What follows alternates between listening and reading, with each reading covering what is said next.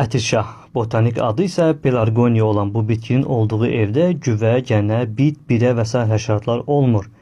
Ətirşah olduğu yerin havasını bakteriyalara qədər təmizləyir, xoş aura yaradır. Efir yağı buraxdığına görə otaq şəraitində saxlanılması otağın havasını təmizləyir, oksigen istehsal edir. İfraz etdiyi bakterisid maddələri yaxınlıqda olan havadakı mikrobların hamısını məhv edə bilir. İsti aylarda aktual olan həşəratları da qaçırdır. Əgər başınız ağrıyırsa, bu bitkinin yarpaqlarını iyləyin. İnsanın əsəblərini sakitləşdirir, antidepressantdır. Biləyin üzərinə yarpağı qoymaqla arterial təzyiqi normallaşdırmaq da mümkündür. Qan axını stimullaşdırır. Onun yarpaqlarının dəmlənməsi ürək-damar xəstəliklərinin müalicəsində istifadə olunur. Ürək ritmi və ürək əzələsinin işini normallaşdırır. Ətirşahın yarpaqlarını ovxaladıqca əldə qəribə və xoşagələn ətir qalır. Limon, alma və nanənin birgə ətrini xatırladır.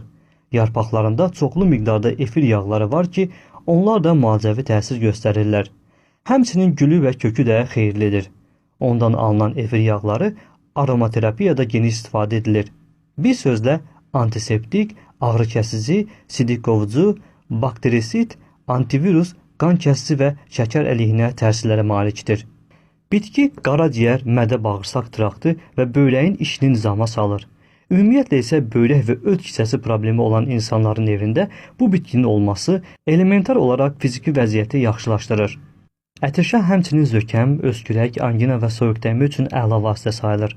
Bu hallarda yarpaq qaynadılaraq onlardan məhlul düzəldilir və boğaz o məhlulla yaxalanır. Dişiniz ağrıdığı zaman da dişin üzərinə qoyula bilər. Belə ki, ətirşahın ifraz etdiyi aktiv maddələr ağrı hissinin götürülməsini təmin edir.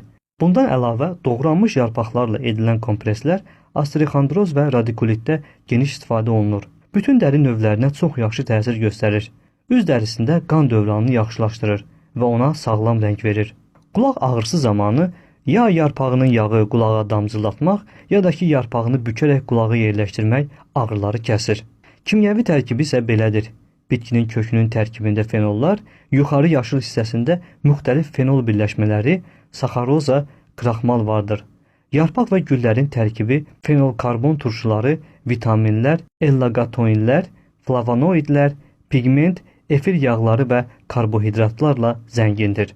Bitkinin tarixini nəzər saldıqda isə onun vətəninin Cənubi Afrika olduğu bildirilir.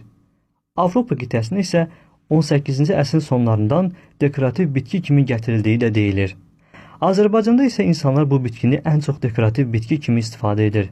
Faydalı tərəflərini bilənlər isə çox azdır. Siz isə ətirşah haqqında fikirlərinizi şərh bölməsinə yazın.